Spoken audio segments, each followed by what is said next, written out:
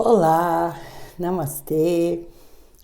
Então vamos ao nosso bate-papo desse domingo quinzenal.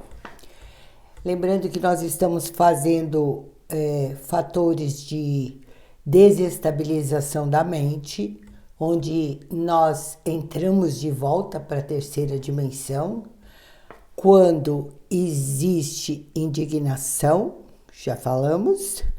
Ressentimento, já falamos, dissimulação também, malevolência, e agora nós vamos para o sexto fator de desestabilização, que é avareza. Então vamos ver o que diz o budismo sobre a avareza. A avareza é o interesse excessivo pelas coisas materiais da vida, proveniente do excesso de apego à riqueza e à honra.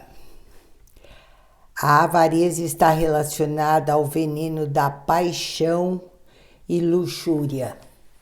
Então, a avareza é a grande doença nesse momento planetário, porque na verdade, se você não tiver um carro de marca especial, se você não tiver uma casa que os outros possam olhar e ter inveja, nós teremos grande dificuldade para lidar com esse cotidiano. Então, nós entramos de volta na compulsão do trabalho, no desespero de conter a sua riqueza, o seu trabalho, não conseguir ver que nada disso é nosso e que nós podemos morrer amanhã e não aproveitar absolutamente nada disso. Então, essas 2 semanas seguintes, nós vamos estar dentro de o quanto verdadeiramente eu tenho avareza. Eu quero ter, eu quero reter tudo que é meu. Isso se vê muito quando um pai que trabalhou sem parar e que não aproveitou absolutamente nada da sua vida para deixar para os filhos, e quando ele vem a falecer e se desligar dessa terra, ele não consegue se desligar, porque os filhos começam a brigar, e aí esta doença chamada avareza toma conta da família. Então, ao ponto de ficar medindo cada um deles, o que o pai deu em vida, o que o pai não deu, quem levou mais vantagem enquanto o pai estava vivo.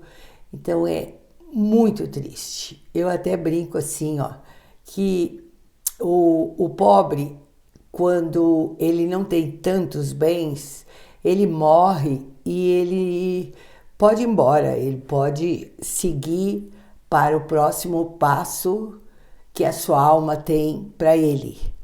Mas a pessoa que juntou, que teve essa ganância e que ficou retendo tudo isso, ela morre, e os filhos refletem muito esse sentido de que cada centavo tem que ser dividido por quantos filhos tiver, e um sempre querendo passar a perna no outro.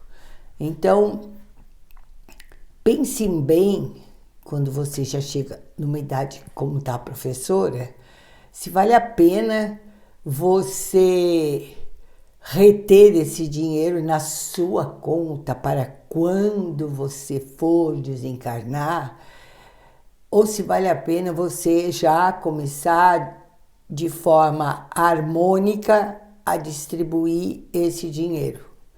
Porque quando você conseguir já ter organizado isso tudo, você consegue ir muito mais leve. Então, quando você estiver nessa avareza, isto é meu, ou eu preciso mais disso, eu já tenho um carro, ele funciona bem, mas eu preciso um carro melhor, eu preciso algo. E aí depois vem uma separação e aí fica tudo fracionado e você sofrendo. Tem uma série de coisas que nós precisamos pensar verdadeiramente, se nós precisamos ter tantas coisas assim. Uma casa na montanha, uma casa na cidade,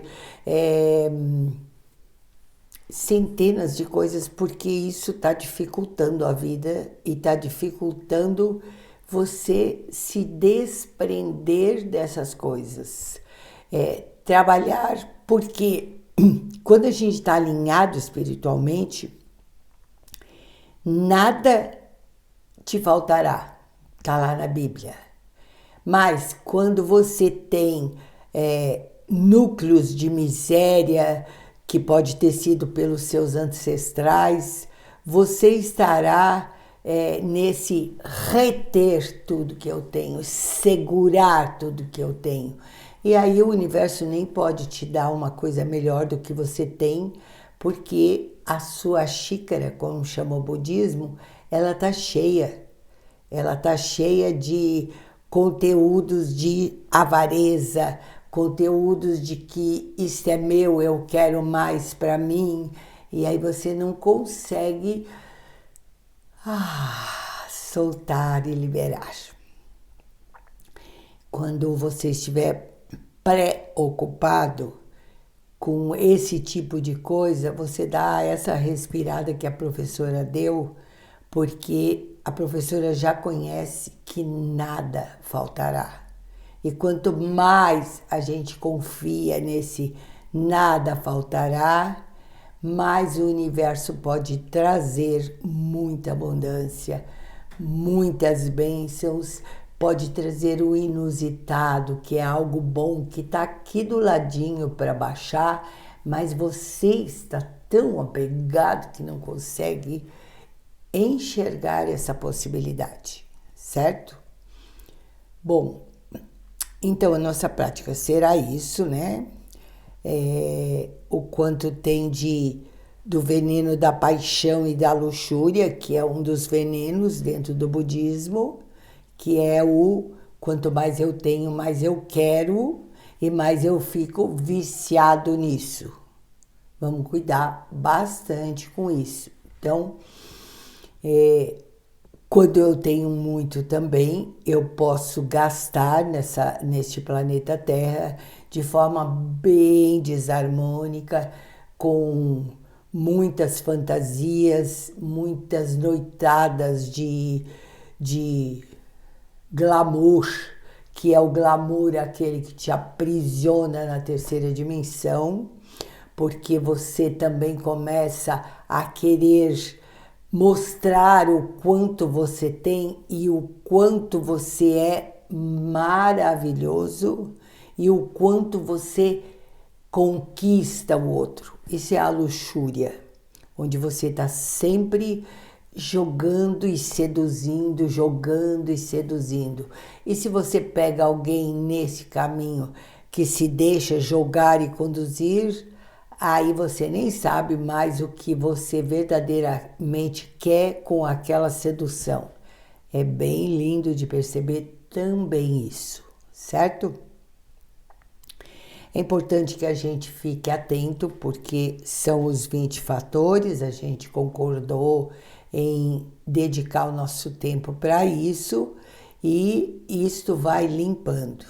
Você pode fazer, por exemplo, um emaranhado, porque eu sempre me sinto atraído por essas armadilhas e olhar para a origem, que pode ser a ganância do antepassado ou mesmo a sua ganância a ser curada e acolher tudo isso. Então, tem N formas de fazer isso. Você se dá conta, você percebe que isso está presente na sua vida e você pode fazer um exercício também de apagar todas essas memórias e deletar tudo isso e seguir de forma diferente, que é a coisa de que eu escolho não ser como os meus antepassados nessa luta violenta e neste ganância mesmo, né? Então, aqui está falando em avareza, mas eu acho que não tem a palavra ganância. Espera só um pouquinho. A professora vai dar uma olhadinha na outra folha para ver se eu estou certa. Isso. Então, a avareza é prima e irmã da ganância. É a ganância, eu quero mais. Eu quero tirar vantagem, eu quero possuir, eu quero ter. E isso fez os nossos antepassados terem muitas maldições sobre eles, porque eles chegavam em lugar que as pessoas não tinham registro, eles registravam as suas terras, e aí e retiravam aqueles que moravam no lugar, e aqueles que moravam no lugar faziam decretos de maldição e amaldiçoavam a avareza e a ganância deste que chegou lá e não teve um olhar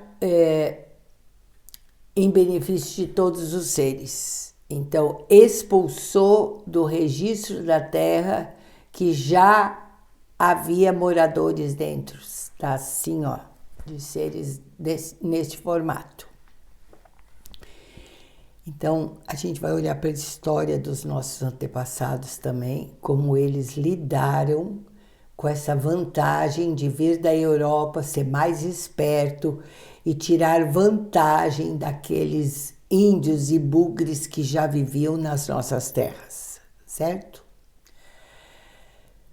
Então, a gente vai fazer um pouco mais curto esse nosso encontro, sempre mais curto, para que vocês possam assistir de forma total.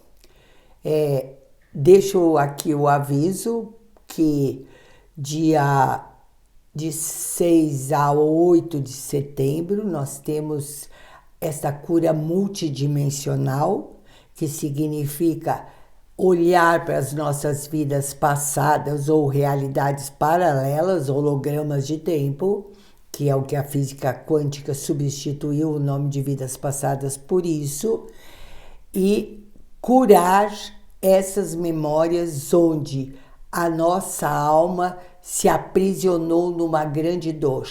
E quando isso acontece, nós temos que olhar para isso, porque isso reverbera na nossa evolução aqui e agora.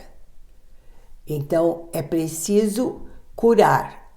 Na época mais antiga se chamava resgate de almas.